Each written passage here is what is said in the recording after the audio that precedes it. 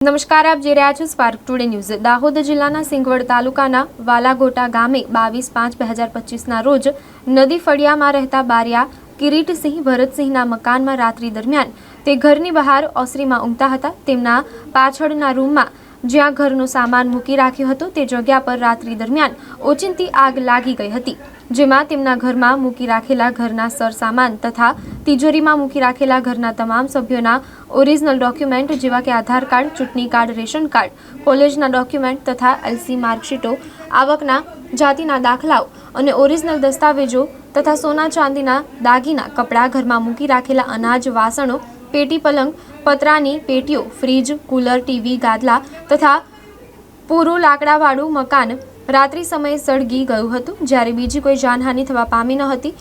જે કંઈ બળી ગયું હતું તેનો અંદાજિત ₹2,50,000 રૂપિયાનું નુકસાન થવા પામ્યું હતું, જ્યારે આ ઘટનાની જાણ રણધીકપુર પોલીસ સ્ટેશન ખાતે કરવામાં આવી હતી અને રણધીકપુર પોલીસ સ્ટેશન દ્વારા સ્થળ પર જઈને તપાસ કરીને પંચનામું કરવામાં આવ્યું હતું, જ્યારે આ ઘર સળગી જવાથી ઘર માલિકને લાખો રૂપિયાનું નુકસાન થયું, સાથે સાથે તેમના ઓરિજિનલ ડોક્યુમેન્ટ બળીને ખાક થઈ ગયા હતા। અમારા વાલાગોટા ગામમાં 22 તારીખે રાત્રે મંજુલાબેન કિરીટભાઈ બારિયાના મકાનમાં આગ લાગી। એમણે મને રાત્રે વહેલા સવારે 5 વાગે ફોન કર્યો, એટલે અમે ઓચિંતા બધા આવીને મુલાકાત લીધી। તો આવીને જોયું તો ઘરેણા મકાનની અંદર આવેલા કપડાં છે, પલંગ છે, ફ્રીજ છે, તિજોરી બધું જ સળગીને ખાક થઈ ગયું હતું। ઘણું બધું નુકસાન જોયું। અમને પણ લાગણી સભર બન્યા, ભાવુક બન્યા અને એમને થોડીક આર્થિક સહાય મળે એ માટે પણ પ્રયત્નો કર્યા છે।